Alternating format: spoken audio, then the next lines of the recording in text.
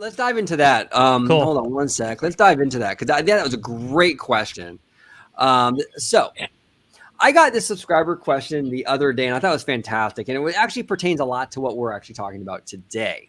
Sure. So Ryraf, and I apologize if I'm mispronouncing that, but Ryraf is saying, as a John Campea watcher, curious to know what you guys think of this theory that Chapek adding Kareem Daniels' position as head of distribution just adds an unnecessary layer of bureaucracy, undoing what really worked well under Iger's watch. ScarJo is the biggest name to surface right now, but I wonder how folks at Pixar and Walt Disney Animation are taking this. Really, they have been losing other talent recently, like departures of Ronnie Del Carmen and Rich Moore, though no official word on why.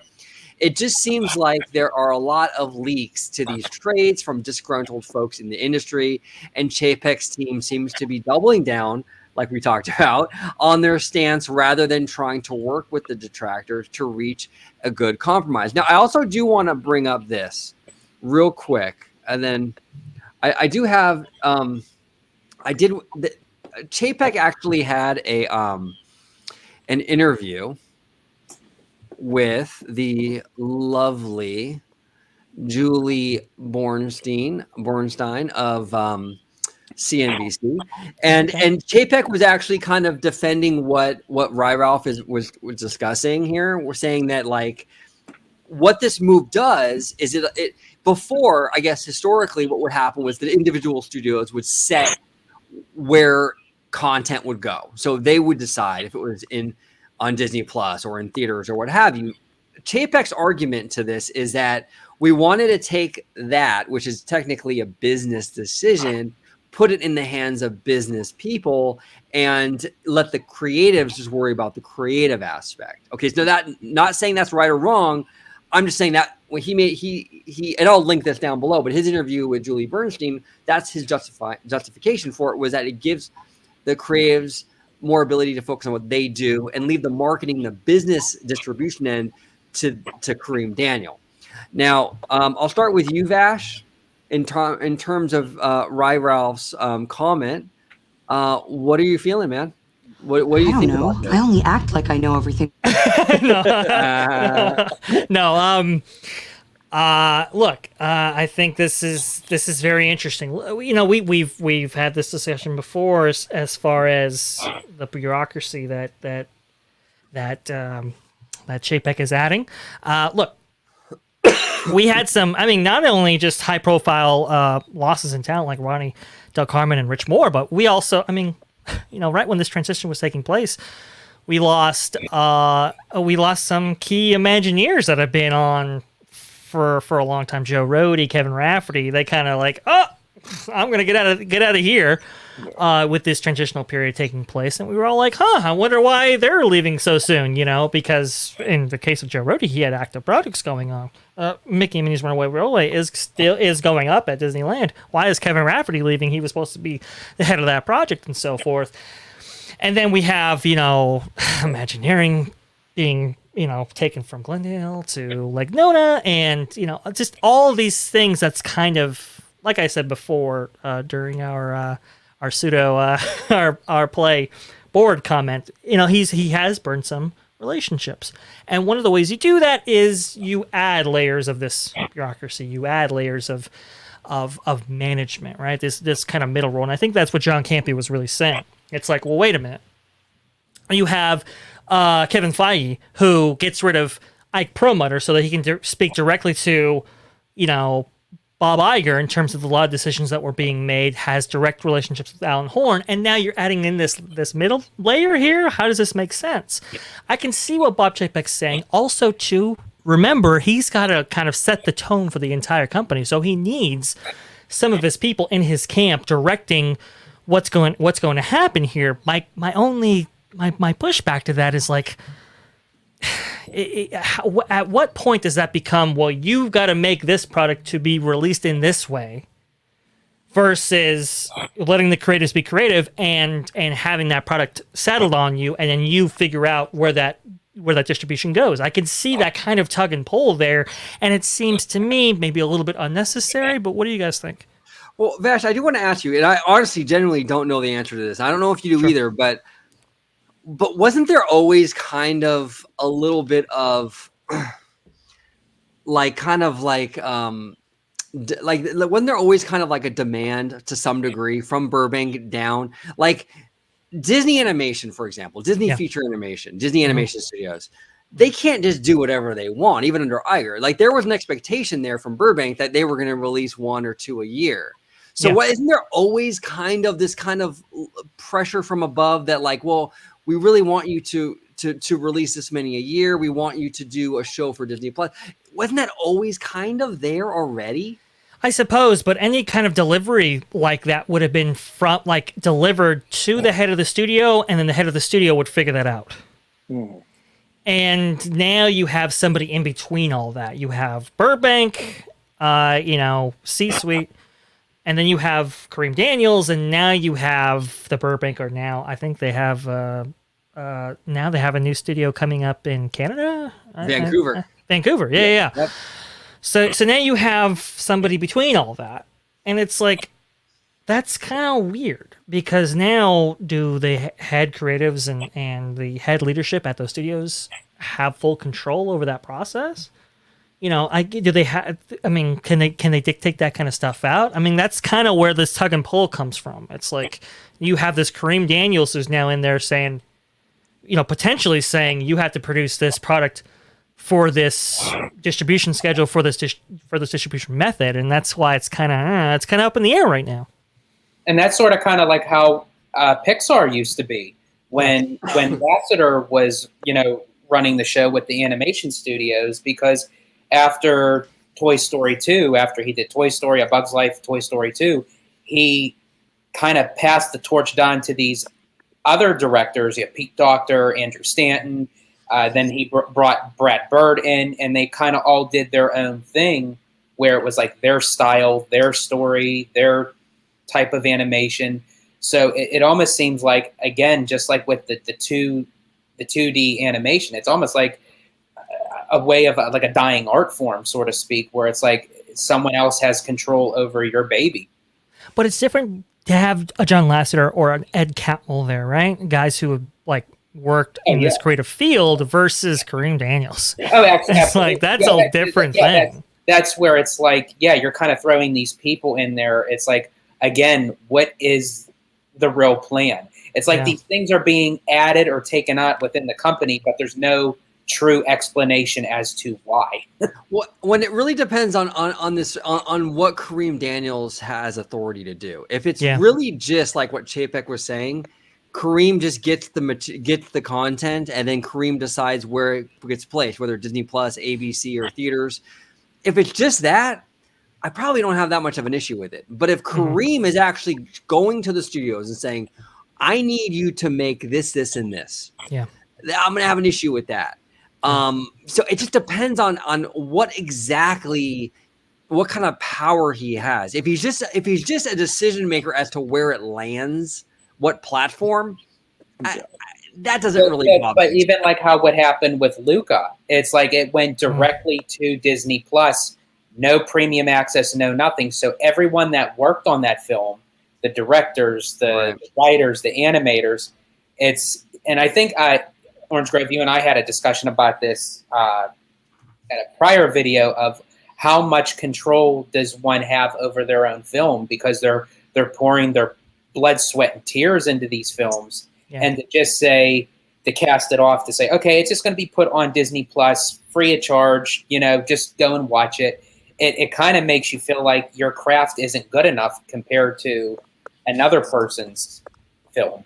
And that's probably, and then I'm going to jump to Rudio, but that's probably one of the big reasons why one of the big arguments against this move actually is that it's up to Kareem Daniels. So there doesn't seem to be any rhyme or reason behind it. Like every Pixar movie doesn't get a premiere access or a theatrical release, but every Disney animation movie has. It's kind of like, what, does Kareem just not like Pixar movies, or what? What's going on? Why is one? Personally, I thought Luca ran circles around Raya the Last Dragon. I love Luca. Oh, I agree. Luca was phenomenal compared to Raya, to be honest. The response has been very high. Yeah, it was a fantastic movie. Rudio, what are your thoughts on this? with the whole Kareem thing, it's just like how you said, OG. If he's just delegating it to saying, "Hey, this project would be great on Hulu. This project would be great if you want to put it on ESPN Plus." Like, there's so many avenues where he has things to play with. Like, if that's his job, perfect. But if he's in the creative spot and he's telling these guys who, like how George was saying, pouring their heart and soul into these projects and being like, "We don't really want that. You need to go ahead and change this. We need to market it to this. You're making people mad here. We need to please this." If he's doing that, that's where I have the issue. Yeah. I mean, if he's that's dabbling too much in the creative end. Then I'm gonna have a major issue. What were you Well, gonna say, Dustin? that potentially that could be a good thing, like Jeffrey Katzenberg, for instance, right? I think the studio, like the animation studio, needed a Jeffrey Katzenberg in that moment to kind of be more in tune with what the audience wanted. But remember, Jeffrey Katzenberg, he was head of, I think he was Michael Eisner's right-hand man with Paramount, and he was working on a lot of those films and stuff like that. He has experience in that role, whereas Kareem Daniels, I'm not sure. I mean, look, are you treating these studios like a factory? JPEG, consumer products. Are you treating them as, product that are to be built on an assembly line, and you're just having somebody just in charge of distribution and putting all that out? Because it's in a factory. This is an assembly line.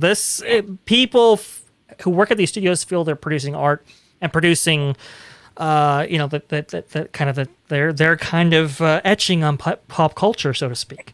So it's just the etching on the edifice of time. But as you see, a Mary Poppins discussion before the show. But that's where I kind of like, look, I don't mind the Jeffrey Katzenbergs, because sometimes that is needed. Sometimes it is needed to where, like, hey, this is a little bit esoteric. You got to get a little bit more. You got to swing this a little bit more towards the audience's direction. This can't be just made for, the Screen Actors Guild or whatever. One thing I will say, oh boy, I might get heat for this. I don't know, but do it. That is, that was one thing that John Lasseter was kind of good at when he was there, was kind of being more in tune with the audience wanted, and I actually agree with you with that. Okay. All right. So me and George, we're going down together. We're going down together on this opinion, but canceled. Ever since John was out, I do kind of feel that they've kind of lost their way a little bit in regards to that. So a corrective course, that might be applicable, but it's Kareem Daniels, so I don't know. Well, I must say, I actually had to go back and read that article really close, because at first I thought it was Kareem Abdul-Jabbar, and I thought, there you go. Jesus, that is really getting canceled. You're right though, Vash. I actually do prefer Pete Docter. I'm an outlier on this, but I actually do prefer Pete Docter as a creative. I like his work a lot more. But I will concede, I think Lasseter had a much better sense of like what the mainstream wants, like he could make a summer blockbuster, like just like a Toy Story, he was really good at what the general public wanted. Pete Docter is far more artsy, and we're starting to see these films are a little more artsy. They're kind of smaller in scope. It's going from tentpole. Pixar's going from tentpole to almost the same way an A24 studio would go. Where it's like these independent movies, but yet they have a big, broad audience. But like you're tapping into one audience who's gonna like it. Like for instance, there's that one movie that's out right now called The Green Knight, and then there's a previous movie that came out earlier this summer called Lola. Like those are two totally different audiences, but you're tapping into that independent soul that people are still gonna want it. I don't know. It's almost like a underground, like grunge feeling when you're watching those movies. That's how I feel. And that's even like if you look at the animation. Now, I mean, with Luca, it fit well with Luca. I love the animation style of Luca. But when you see the upcoming film, what is it? Becoming Red or whatever the new Turning Red. Turning Red. It kind of still has that same Lucas style, so it feels like Pixar's kind of losing. I mean, you take a movie for Brave, for instance, and the hair on Merida is phenomenal. You take a film like Monsters Inc., where you have like the textures of the scale, Sully. and yeah, exactly. And then you see a movie of Turning Red, and it's like, well, they're kind of moving backwards of how Disney animation used to do after Walt passed, and they were trying to find someone. And actually, Vash and I were having a conversation of that, which I would love to do a collabo of like the history of Disney animation, how it started, where it's going, and I think that would be a great topic. Yeah, I think you're definitely seeing a shift in the animation, but I think that there's a bigger reason for that than just like maybe just being cheaper or what have you. I think with CGI, we're really digressing, but I do want to discuss this because it's kind of interesting. But like, I think with CGI, we've kind of hit like a wall.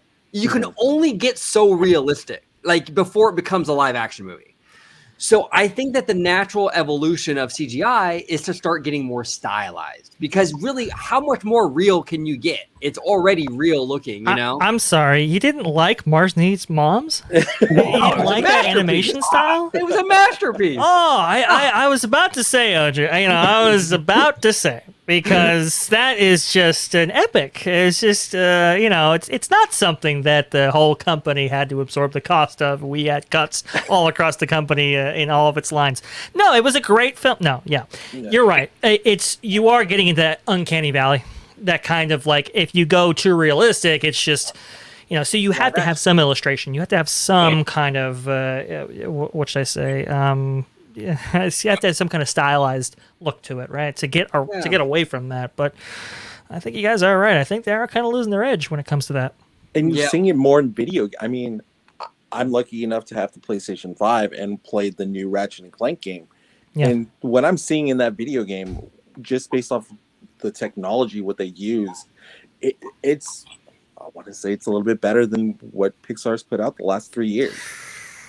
And so that's interesting. So with all this being said, is Kareem Daniels justified then in his decisions? I mean, we're all kind of saying, well, the quality has slipped. So is he wrong then? How long has Kareem Daniels been there? Oh, that's a good question. I think since the restructuring in October. Okay. So I mean, that's the kind of the issue is like, well, if he's had a distribution, it's almost like you keep the animation, but you still have some of the realism to it. Where with A Bug's Life, they actually took mini cameras to look through the eyes of A Bug's Life, the translucence of the grass and the flowers, and then with Finding Nemo, they actually went to fish tanks and actually got an up close look at all these fish. Where now it just feels like, okay, let's just get these animators. Here's the story. Draw these characters. It just feels like there's no effort now putting into these films that they used to have. There's like no gusto. The tough thing about Kareem Daniels is I don't think he's been there long enough to have a huge effect on those kind of properties when it comes to these films, right? I don't think because a lot of these decisions, I mean, they got to be laid out like 3-4 years in advance. Yeah. So I don't think we've seen the fruits of the labor, so to speak, when it comes to some of these other films. But if Kareem Daniels is in charge of distribution, or at least he's relaying this information to Chapek, and we've seen some distribution practices that are kind of like, what? Like, really? Pixar doesn't get even premium access? Like, how is that okay? And then you have Ride of the Last Dragon, premium access, big box office debut or whatever. It's like, well, wait, what? And the marketing is a little weird too. Like, I mean, I talk to people who are like, a Pixar movie's coming out in a week, and it's like, it's a huge one. They've been working on it for years. What? So promotional would also be factored in that. Go ahead. No, yeah, you're absolutely right.